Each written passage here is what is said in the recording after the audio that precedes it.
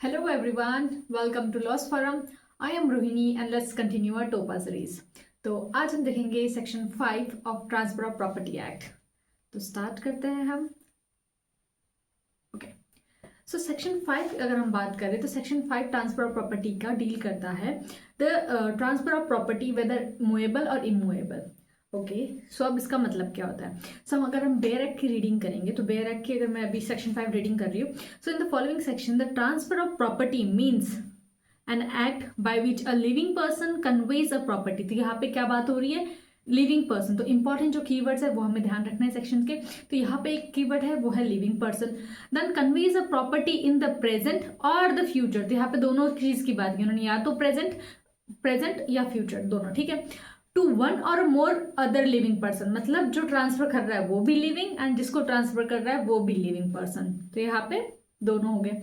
और to himself, तो यहाँ पे ये जो है ना सारा कंफ्यूजन यहाँ पे आता है कि भाई वो जो है प्रॉपर्टी ट्रांसफर कर सकता है लिविंग पर्सन को, एक लिविंग पर्सन जो है ट्रांसफर कर सकता है. और टू हिमसेल्फ आगे एक्सप्लेनेशन में आपको समझाऊंगी कि कैसे जो है कोई खुद को ही जो है प्रॉपर्टी ट्रांसफर करता है. And one or a more other living person and to the transfer of property to perform such an act. अब इस सेक्शन में उन्होंने ये एक्सप्लेन किया है कि लिविंग पर्सन का मतलब क्या होता है. ठीक है, आपने बोल तो दिया. अब living person according to the law क्या होता है. तो लिविंग पर्सन इंक्लूड करता है कोई भी कंपनी, एसोसिएशन और द बॉडी ऑफ इंडिविजुअल. तो क्या क्या हो सकती है, या तो कोई कंपनी हो सकती है, कोई एसोसिएशन हो सकता है, या तो बॉडी ऑफ इंडिविजुअल्स हो सकता है जो कि इनकॉर्पोरेटेड हो या ना हो. But nothing herein contained shall affect any law for the time being in the force. अब हम धीरे धीरे जो है एक एक करके प्रॉपर इस सेक्शन को सेग्रीगेट करेंगे और समझते क्या है. अब देखते हैं जो ट्रांसफर ऑफ प्रॉपर्टी एक्ट है सेक्शन 5 क्या रिक्वायर कर रहा है कि भाई दो लिविंग पर्सन होने चाहिए. जो ट्रांसफर कर रहा है वो भी लिविंग पर्सन होना चाहिए और जिससे ट्रांसफर कर रहे हैं वो भी लिविंग पर्सन होना चाहिए. And one cannot transfer the property to himself. लेकिन आप बोलेंगे अभी तो हमने देखा था हिमसेल्फ को कर सकते हैं, तो वो भी मैं आपको आगे समझाऊंगी. But one can transfer a property to himself in some other capacity. मतलब डायरेक्टली जो है लेट्स से कि रोहिणी ट्रांसफर कर रही है रोहिणी को, नहीं ऐसा नहीं हो सकता. बट किसी और तरीके से घुमा फिरा के आई कैन डू दैट. अब वो कौन से तरीके होंगे वो देखते हैं.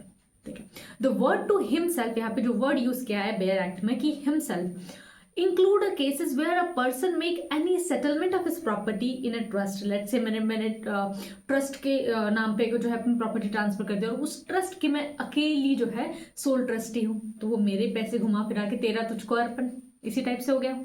ओके, देखते हैं. अब है conveyance of a property can be in a present और इन फ्यूचर. तो यहाँ पे कन्वेंस का मतलब क्या होता है कि ट्रांसफर ऑफ ओनरशिप. ठीक है, प्रॉपर्टी एक पर्सन टू अदर पर्सन. तो यहाँ पे जो है ना वो क्या हो सकती है, या तो प्रेजेंट में हो सकती है या फिर इन फ्यूचर हो सकती है. तो एक केस का रेफरेंस है that is Jugal Kishore versus raw cotton. इस केस में सुप्रीम कोर्ट ने क्या कहा था, ये जो वर्ड यूज किया है इन्होंने प्रेजेंट और इन अ फ्यूचर सेक्शन 5 में, ये क्वालिफाई करते हैं word conveys and not the word property. ठीक है. अब यहाँ पे इन्होंने और एक चीज क्या कही है कि जो आइडल्स होते हैं, ठीक है, भगवान की मूर्ति हो गई, ठीक है, वो जो है उन्होंने लिविंग पर्सन नहीं माना है उन्हें. अब इसका मतलब क्या है, देखिए परमानंद नाथ मलिक केस था एक, जिसमें कि कोर्ट ने क्या बोला कि जो आइडल्स होते हैं ना वो क्या है, दो अ जूरिस्टिक पर्सन, तो उन्हें माना है कि वो एक जूरिस्टिक पर्सन तो है. ठीक है. And they are capable of holding property. हम बहुत सारे देखते हैं कि बहुत सारे मंदिर जो है उनके ट्रस्ट होते हैं, बहुत सारी प्रॉपर्टीज होती है. ठीक है, तो उन्हें जूरिस्टिक पर्सन माना है, उन्हें माना है कि they are capable of holding the property, लेकिन उन्हें जो है वो लिविंग पर्सन जो है वो यहाँ पे नहीं माना है. And therefore the dedication of this property to an idol is an not a transfer. तो आप जो है तो वो ट्रस्ट को ट्रांसफर हो जाएगा, तो उसमें क्या है आपको जो है वो ट्रांसफर नहीं माना जाएगा. अगर आप किसी मूर्ति के, किसी भगवान पर्टिकुलर इनका ट्रांसफर करते हो तो वो ट्रांसफर में नहीं आएगा. ठीक है, ये हमने एक कंडीशन देख ली. अब आता है बहुत से बार हम रेफरेंस देखते हैं transfer to an unborn child. ठीक है, अनबॉर्न पर्सन जो अभी पैदा भी नहीं हुआ है. ठीक है. सो सेक्शन 5 के अंडर में अगर हम बात करें तो उन्होंने क्या बोला, transfer to between two living person होना चाहिए. ठीक है, the transferee must also be a living person. जो ट्रांसफर कर रहा है वो भी लिविंग पर्सन होना चाहिए, जिसको ट्रांसफर कर रहा है that should be also living person. तो यहाँ पे the transfer used need not to be a competent person. मतलब हम कह रहे हैं कि भाई जो ट्रांसफर कर रहा है जरूरी नहीं है यहाँ पे कि वो कॉम्पिटेंट पर्सन हो ही. तो यहाँ पे कॉम्पिटेंसी से ट्रांसफर का कोई रिलेशन नहीं है. सो ट्रांसपेरेंसी में जो ट्रांसफर है माइनर, इनसेन और इवन द चाइल्ड इनवेंट्री, जो child in the mother's womb, तो इन सबको जो है वो ट्रांसफर किया जा सकता था। यहाँ पे कंपिटेंसी का कोई रिलेशन नहीं है। Okay, so but the transferee must be in the existence when the transfer is being made. मतलब यहाँ पे क्या कह रहा है कि जो ट्रांसफरी है वो उस टाइम पे एग्जिस्टेंस में होना चाहिए जब ये ट्रांसफर हो रहा है, तो वो इंपॉर्टेंट है। Then however the property can be transfer for the benefit of unborn child.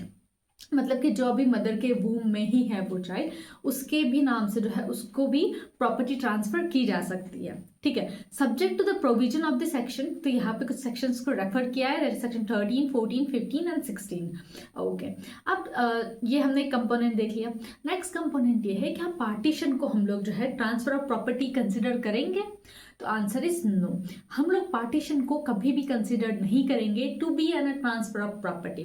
तो ये किसने कहा? मैंने बिल्कुल नहीं कहा है, ये कोर्ट ने कहा है। V M Saren versus Ajit Kumar case में कोर्ट ने क्या कहा कि पार्टीशन जो है is not a transfer of property under this act. तो पार्टीशन को हम ट्रांसफर ऑफ प्रॉपर्टी नहीं मानेंगे।